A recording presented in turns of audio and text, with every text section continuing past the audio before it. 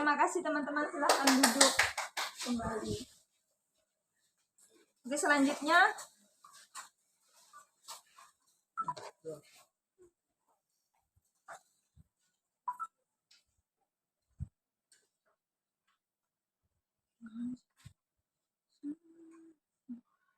kita akan lanjut dengan doa yang akan dibawakan oleh Kakak Gio.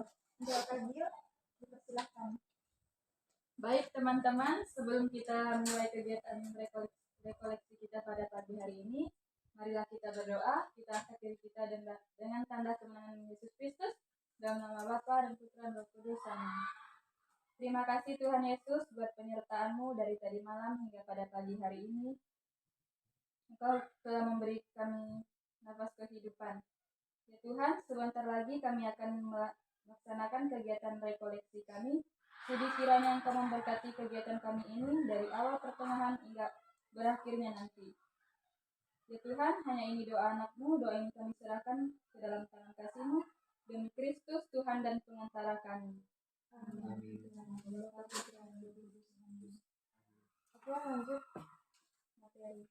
Baik teman-teman, karena sekarang mati lampu ya, jadi ketika dalam berpenampilan adalah tentang memberikan penghormatan kepada diri sendiri dan orang lain dengan memilih penampilan yang pantas dan sesuai dengan konteks. Nah, kita ketahui bersama teman-teman, di dalam kampus takat ini ada beberapa aturan yang ditetapkan oleh pihak kampus, baik itu dalam berperilaku maupun berpenampilan. Dan ketika ada mahasiswa atau mahasiswi yang melanggar aturan tersebut, apa yang kita lakukan? Yaitu dengan cara menegur mereka.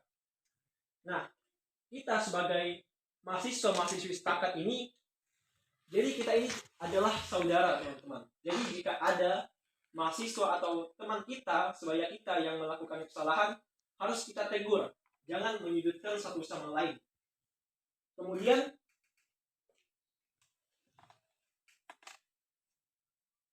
etika juga mencerminkan komitmen untuk menciptakan lingkungan sosial yang menghargai. Nah, teman-teman, kita sebagai mahasiswa-mahasiswi setakat negeri Pontianak harus bisa mengatur penampilan di dalam kampus. Jadi, kalau ada penampilan-penampilan di luar kampus yang mungkin agak terbuka atau kurang sopan, jangan kalian terapkan di dalam kampus, khususnya di dalam perkuliahan. Kalau untuk kegiatan-kegiatan di dalam kampus, kegiatan-kegiatan yang lain mungkin boleh. Dan kita harus juga menjaga penampilan. Karena yang kita ketahui bersama, setiap orang itu memiliki pandangan mereka masing-masing. Dan ada pula yang memandang, misalnya ada mahasiswi atau mahasiswa yang berpenampilan kurang sopan atau agak terbuka. Ada pula juga orang yang memiliki pandangan terhadap mahasiswa atau mahasiswi tersebut menganggap hal itu biasa. Tetapi ada juga mahasiswa atau dosen pun menganggap hal itu sebagai hal yang tidak rapi atau kurang sopan. Dan ada juga saya menemui mahasiswa atau mahasiswi yang saat ditegur karena penampilannya kurang rapi, mereka itu mengatakan bahwa itu adalah hak mereka. Jadi mengenai hak ini saya katakan bahwa kita ini sebagai manusia pasti memiliki hak masing-masing atau kewajiban masing-masing dan kebebasan diri sendiri.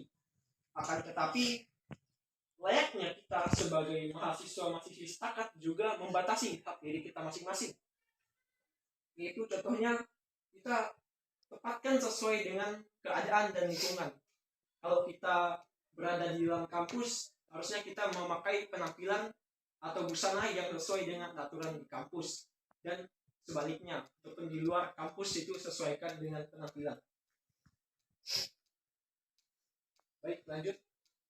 Etika dalam penampilan mengajarkan bahwa cara seseorang berpenampilan seharusnya mencerminkan kebijaksanaan dan pertimbangan yang baik. Nah, yang pastinya kita sebagai mahasiswa-mahasiswi setakat juga diajarkan tentang tata cara berpenampilan.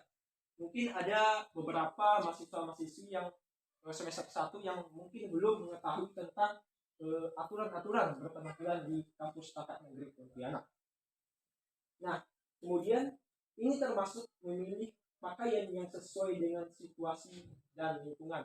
Nah, ini pasti juga kita sebagai mahasiswi dan mahasiswa setakat harus memakai busana atau penampilan yang sesuai dengan kondisi kampus atau aturan-aturan yang berada di dalam kampus. Dan lanjut, mengapa di kampus kita mahasiswi harus berpakaian yang rapi dan sesuai dengan peraturan tata tertib kampus.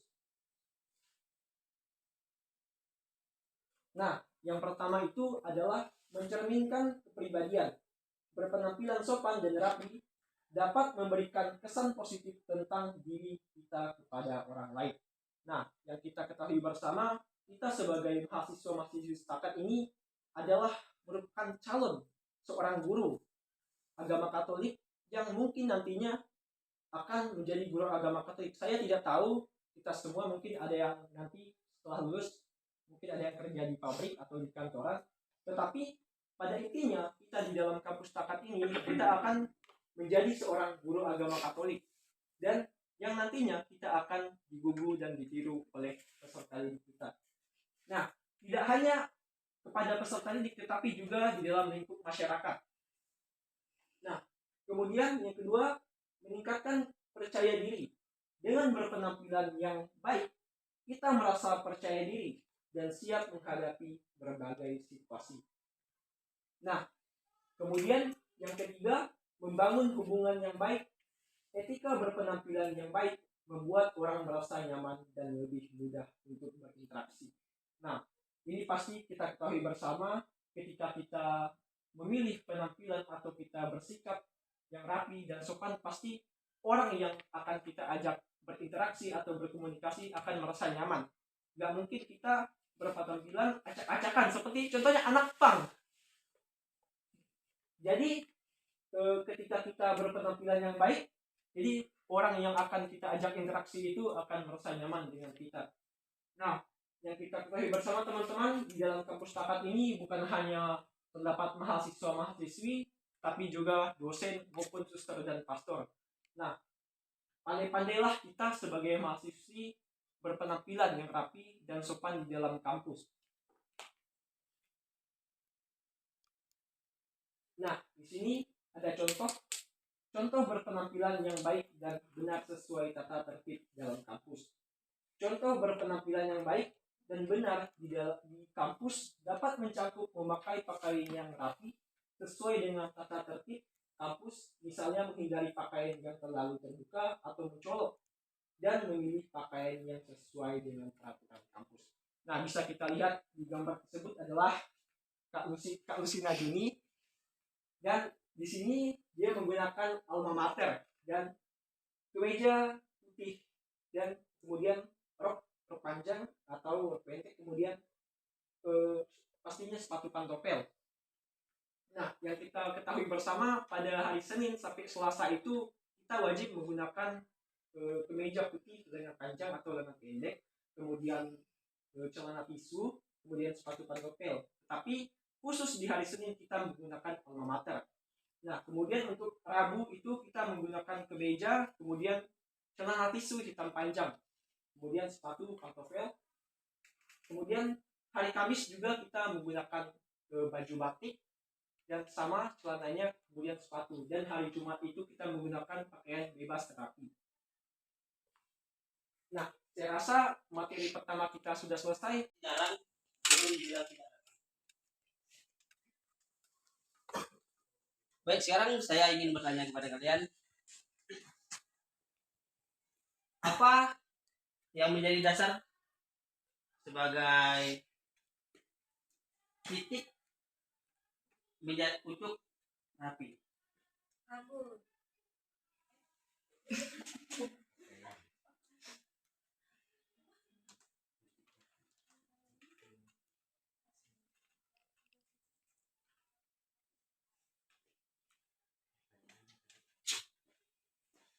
Ulang pertanyaannya. Menurut kalian, kerapian itu didasari oleh apa? Menurut kalian? Mungkin pastinya kan kita pribadi masing-masing itu memiliki perbedaan terhadap pandangan mengenai kerapian. Misalnya, contoh saya itu orangnya untuk menilai kerapian, itu pribadi diri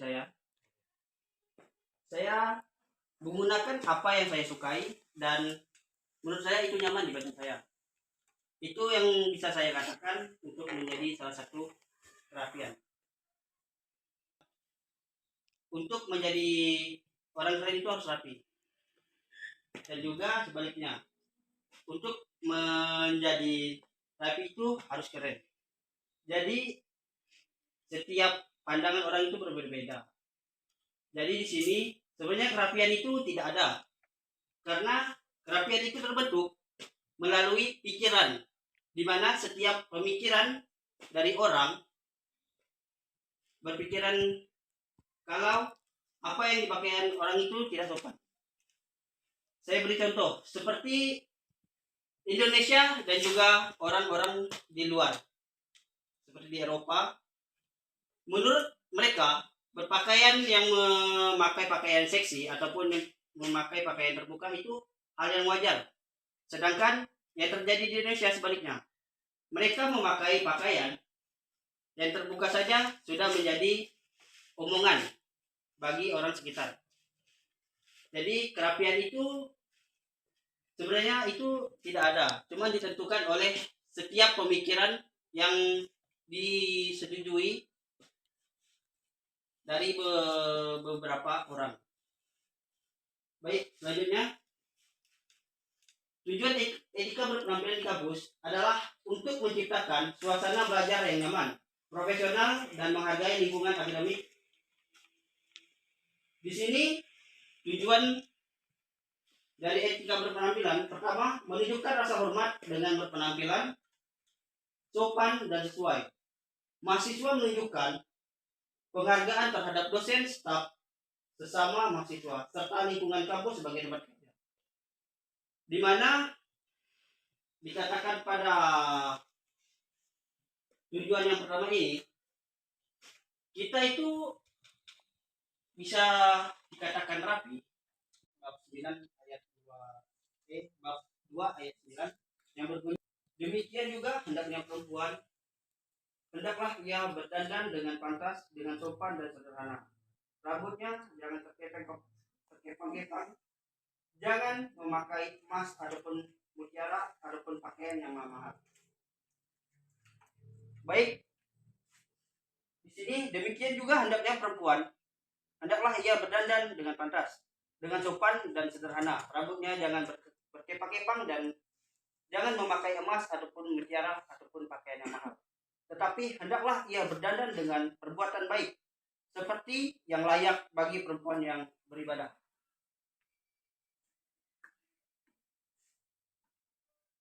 Langsung saja.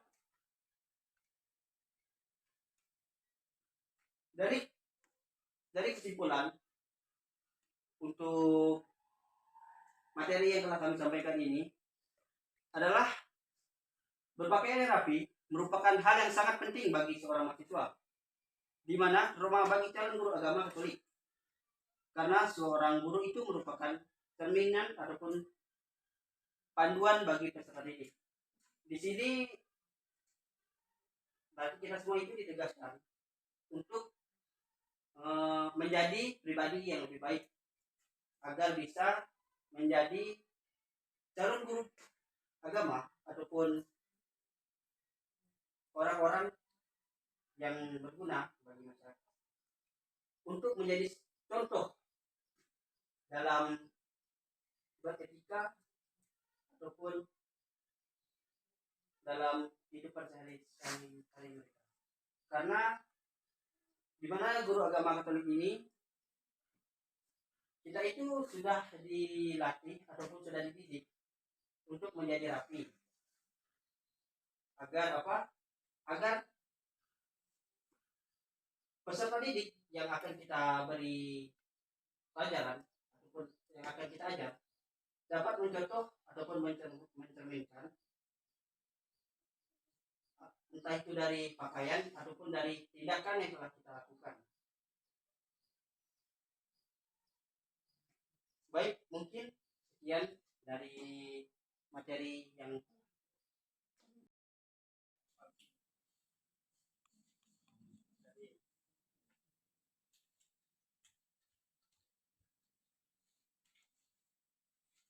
hari ini terakhir ya. Udah semua gini. Ya, tinggal waktu buat benar dengar Jo.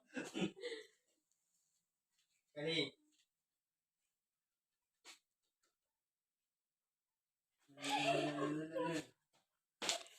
Sisa 2 kali ya. Lagi ya. Lagi.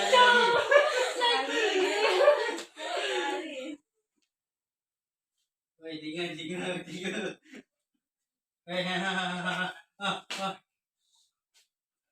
Lanjut. Sekali lagi ya. Dengar.